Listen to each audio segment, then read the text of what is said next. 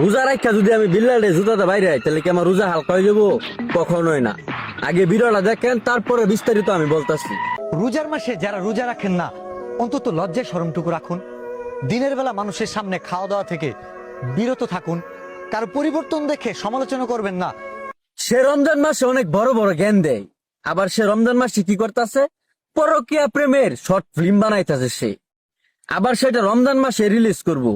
সে 7 বছর 10 বছর একটা মেয়ের সাথে প্রেম করছে, কি কি করছে তা মনে করেন বাস্তব জীবনের মধ্যে তুলে ধরবো, যাতে মানুষ এগুলোর মধ্যে আরো দাপিত হয়। এই বিল্লাল তো ফেসবুকটা নষ্ট করছেই। সে এখন ইউটিউবে গেছে, দেখবেন ইউটিউবারে সে নষ্ট করে দিব। যদিও সে ইউটিউবে তেমন সাকসেস হইতে পারবো না। আচ্ছা, এখন আপনাদের কাছে আমার প্রশ্ন, এরকম অশ্লীলতা এবং ব্যয়াপনার বিরুদ্ধে যদি আমি প্রতিবাদ করি তাহলে কি আমার রোজা হালকা হবে? অবশ্যই কমেন্ট করবেন এবং ভিডিওটি ভালো লাগলে সর্বোচ্চ শেয়ার করবেন।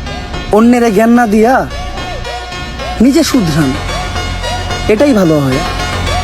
কারণ যার নিজের ঘরই কাচের, তার অন্যের ঘরে ঢিল ছোড়া উচিত নয়।